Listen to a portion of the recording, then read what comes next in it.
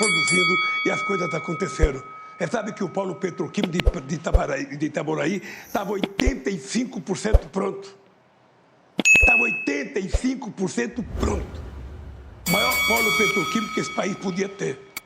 Está parado. Está parado. Porque se levantou muita denúncia, não se provou metade da denúncia e está lá o polo petroquímico ferrujando, quem sabe, para ser privatizado a troco de banana, como foi feito com o gasoduto brasileiro. Que Lula, sabe por que houve roubo... Lula, você sabe por que houve roubalheira na Petrobras, Lula? Que você entregou para partidos políticos, diretorias da Petrobras. Você fez um leilão em troca de apoio dentro do parlamento. Não minta. Você botava... Não minta que é feio. Candidato Lula, respeita, ele está falando... Com grupos partidários. E o pessoal entrava para saquear. E você, com os votos caindo para aprovar suas propostas lá dentro, você se refestelava. Olha o BNDES, Lula. Fala do BNDES.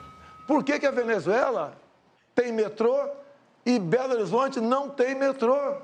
Você entregou 1 bilhão e 60 milhões de dólares para o seu amigo Chávez e Maduro, fizeram o metrô lá fora, deram um cano no Brasil e não tem metrô aqui no Brasil.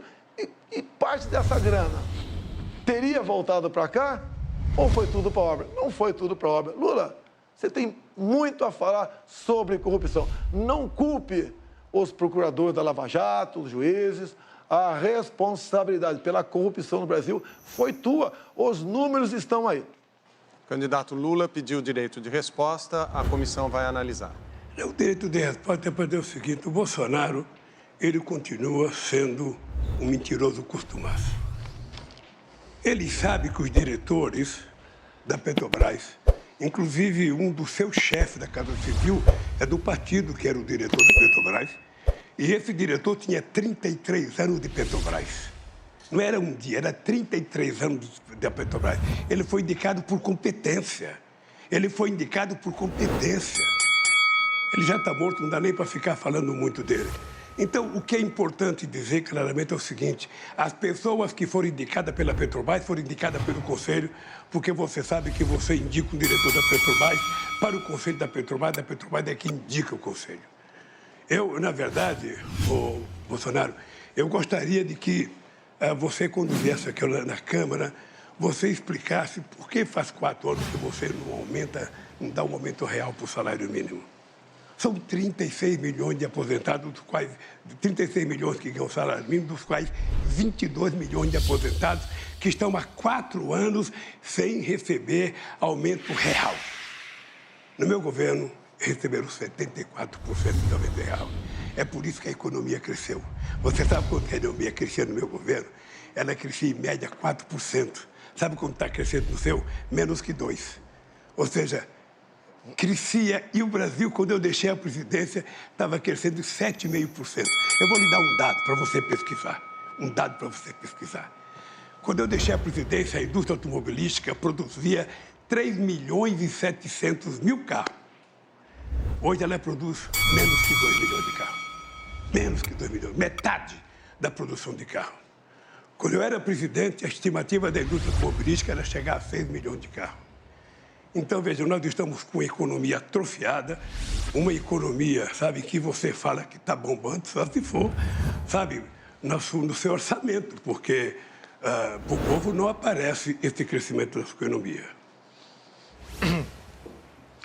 Lula, quando você fala em Petrolão, não se esqueça, o ministro Joaquim Barbosa, quando proferiu o seu voto, mandando para a cadeia vários dos seus colegas, ele foi bem claro.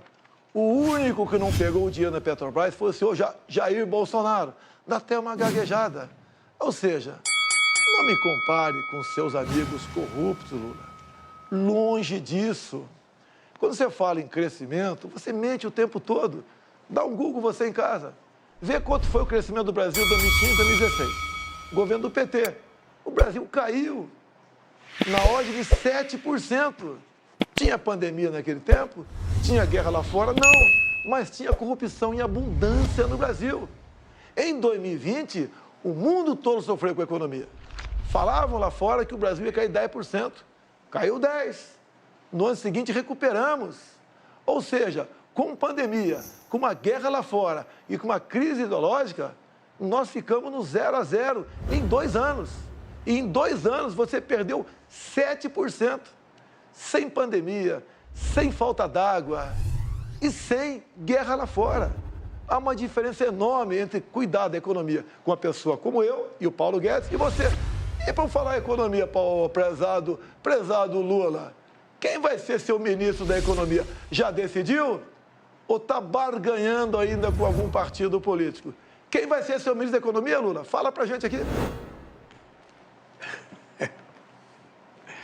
Uma coisa, eu falei do meu governo. O governo mais exitoso da história do Brasil. Um governo que tirou 36 milhões de pessoas da miséria absoluta.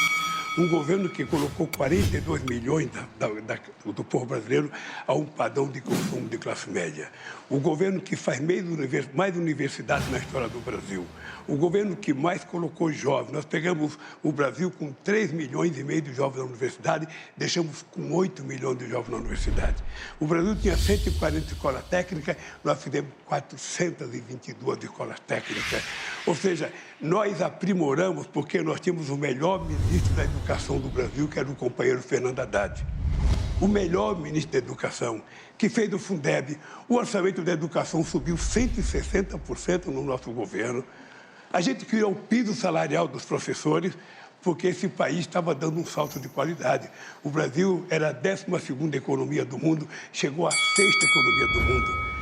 Eu não sei se o adversário meu se lembra, eu era o único presidente do Brasil, da história do Brasil, convidado para todas as reuniões do G8 e convidado para 2 reuniões do G20. E por que a gente era convidado? Porque tinha uma coisa que a gente cuidava que você não cuida, que era a questão do clima.